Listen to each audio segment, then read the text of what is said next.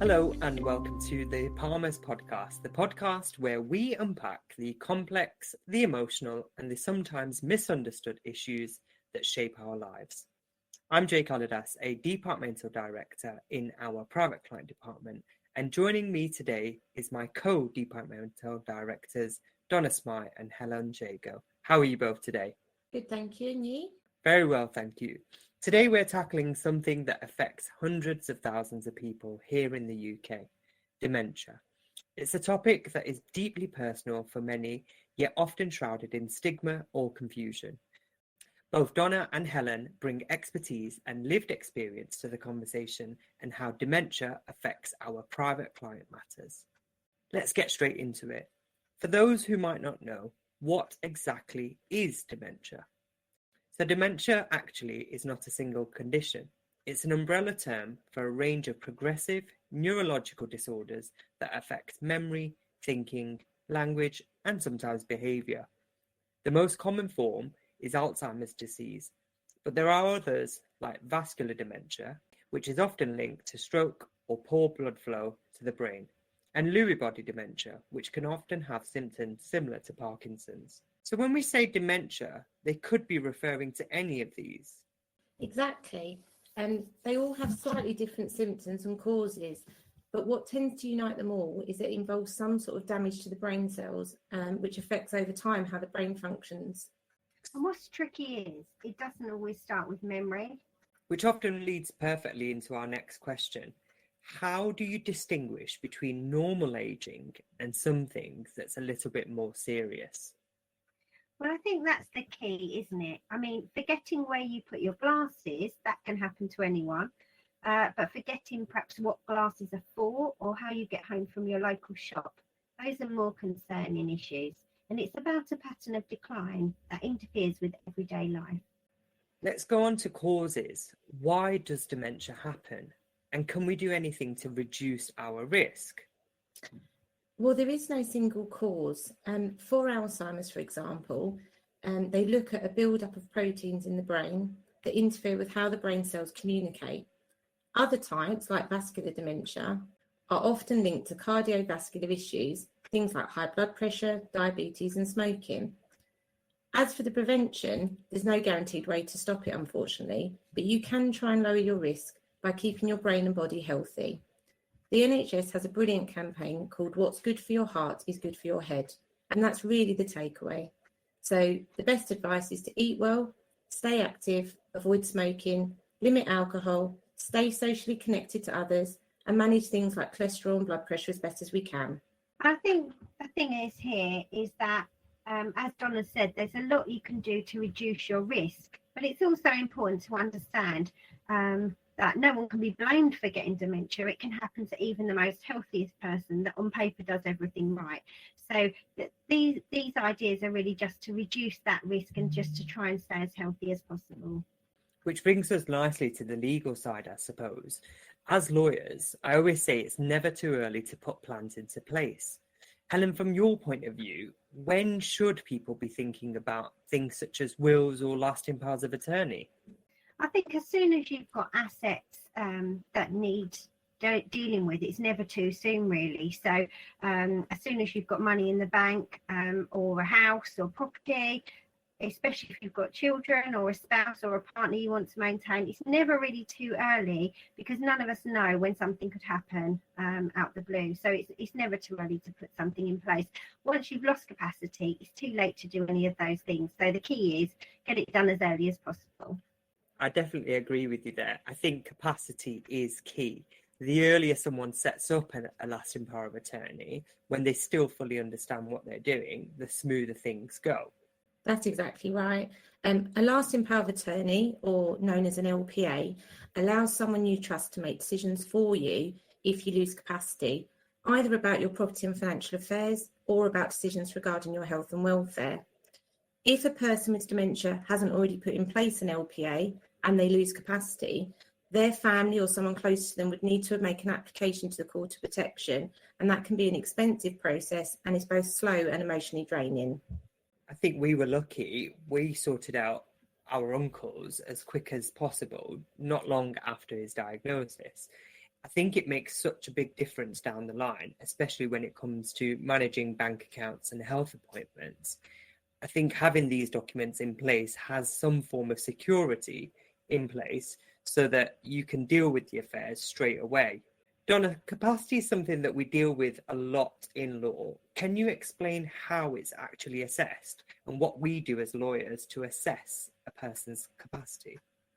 Of course, in the medical field, we assess mental capacity based on a few principles. We always consider, can the person understand the information being discussed with them? Are they able to retain it and perhaps repeat it back to us? Are they able to weigh up the information and make an informed decision? And then can they communicate that decision to us? Most importantly, capacity is decision specific and time specific.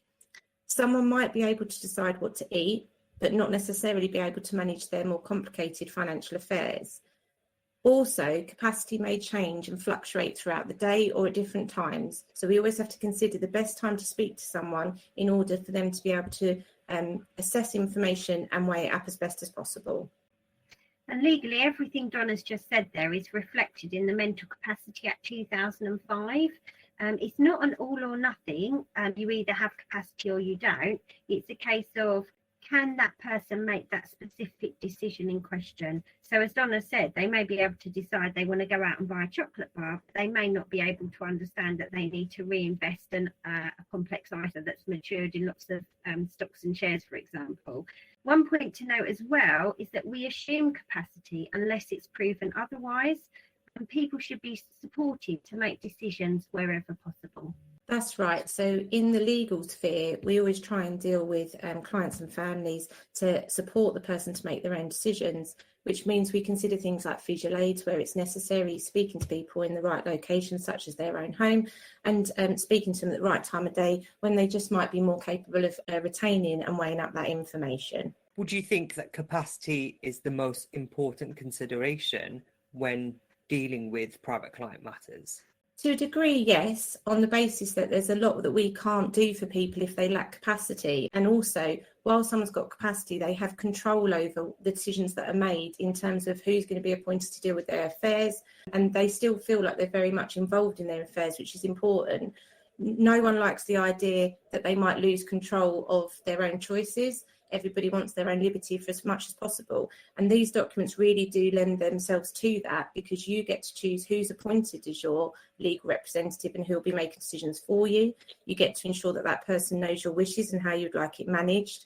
And you can still be involved in all of your affairs for as long as possible, because the idea is it doesn't take power away from you at all. It just gives someone else a power in addition to yours to help you. So it really does mean that you have the greatest liberty and freedoms for as long as possible. Thank you. What else should families be thinking about from a legal perspective, Helen? So other things to consider when making a lasting power of attorney, for example, is who can they trust to manage their finances or make health and welfare decisions if they lack capacity to make them themselves. Sometimes as well, it might be a case you trust several people, but the combination doesn't work together. So it's a case of choosing the right people to work together as well.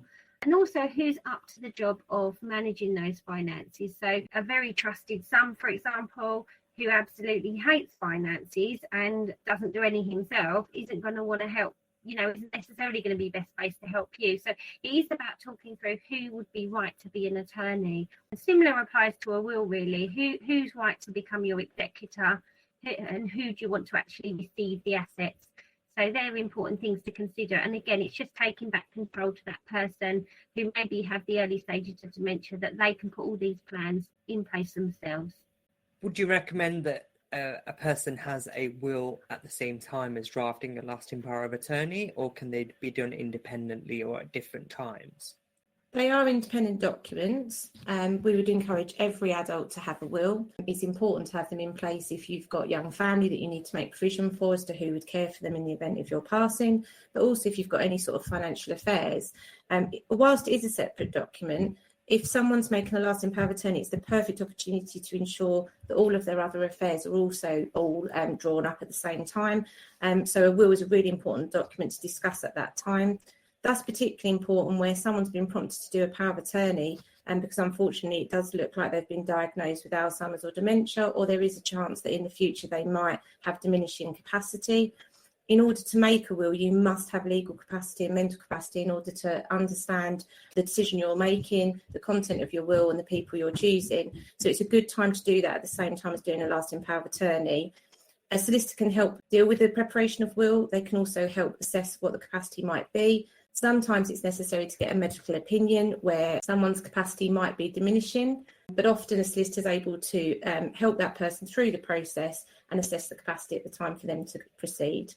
In terms of other aspects that people should be thinking about, Donna, is there anything else that an elderly person must be thinking about? Well, no one likes to think that in the future they might require some element of care, but ultimately, if we are thinking about things like lasting powers of attorney, or we are dealing with clients who fear that they have got a diagnosis of Alzheimer's or dementia, or a history of it in the family, that is at the forefront of their minds, that they are worried about, are they going to need care in the future, and more specifically, how that might be funded. So often we do have conversations with clients that come to us about their lasting powers of attorney or wills, to consider what the rules regarding residential care might be, to discuss with them what their wishes might be, and also just to structure what might happen in relation to their financial affairs if they should need care in the future. It does depend on people's individual circumstances in terms of their financial and family structures, but early planning is the key, because it is sometimes possible to set up certain trusts which can protect some of the assets in the event that that person requires care. And just adding on to that, Donna, another area that we sometimes get involved with to help the families and to help the person who may have a dementia diagnosis to take some control back is an advanced decision. And these are sometimes known as living wills, and essentially they let you record your wishes about medical treatment in case you can't communicate them later on. The other thing that we'd always encourage families to think about as well and to seek legal advice on is, often if someone is starting to struggle, you might decide that you're all going to live together. You might decide that you're going to move into each other's houses, or you might even decide you're going to pool your assets and try and buy a property together. And all of that's great to try and support that person for as long as possible to live independently. But it is important to get legal advice about how that should be best structured, just to make sure that it works for all parties and everyone remains protected. One of the things I thought about as well, how we like to try to ensure that we understand as much as possible how to speak and communicate with those people that might be living with dementia, is that we've all looked to become dementia friends in the private client team at Palmer's, and not just the solicitors, but all, if not most, of the support staff as well are dementia friends. We think this is really important because it gives a training on some of the communication styles that might be helpful in this situation. I agree. I think all staff members, especially in our teams, have become more aware of the situations and the things that people deal with when they potentially have family members who have got dementia or the early signs of onset Alzheimer's disease. One of the most interesting things that I found on the Dementia Friend training was the explanation that the trainer gave us about how the person diagnosed with dementia might be feeling themselves. One of the really great examples I found, and I find clients also find this helpful, is the bookcase analogy. I don't know if you two have come across that. I like to just really mention this sometimes if a family is struggling. And essentially what it says is, imagine you've got a fairly standard bookcase of reasonable quality, and someone goes and all the books start off in order. And they're like the memories. But after a while, when someone first gets diagnosed, often it's a few of those books are being rearranged. Then it's almost like as if you're borrowing books from a library and you forget to put them back. So some of those books are missing. And eventually, as dementia progresses, the first sort of shelf is wobbled, and those books on the first shelf, the most recent memories, they kind of fall off altogether. And eventually you're just left with the bottom shelf, those earlier memories. And that might be an explanation as to why sometimes someone suffering dementia might think their daughter is their mum, or their son is their dad. And that's often why, because they're left with those earlier childhood memories. What is interesting though, and how we really can help, is that imagine the emotions are a really good quality bookcase, they actually deplete slower than the actual memories. So those emotions stay for longer. So when someone goes and thinks, oh, well, it won't matter if we have a bit of an argument or I lose my patience because mum or dad will forget, within 5 minutes. Actually, they may be left with a feeling of frustration and anger, but not know why, because they can't remember the argument, but they know they've still got that feeling of anger and resentment. Whereas if you go and see them and you visit them and they have a lovely time, and even if again they forget who you are really in the late stages and they can't remember, they can still be left with a sense of peace, a sense of joy that they've had a nice day, and that feeling will stay with them even if they can't remember. So it's really a positive message that you maybe think that you're not remembered or you're not being appreciated, but actually those acts of visiting and caring and speaking kindly with that person can really, really make a difference. And I think that's why the Dementia Friends training was so important to us and the rest of our team, because we can't ever possibly know how the person who's got dementia feels, but at least if we can try and understand a little more about their position, we can best try and help them and communicate with them, because it must be incredibly scary for all of that to be happening to them. And those examples, so that you can try and visualize what might be happening and understand a bit better, is so important to make sure that we deliver the best service to that person that we can. I agree. I think we need to put ourselves in the place of the person as to what feelings that they might be coming across or how they interact with the information.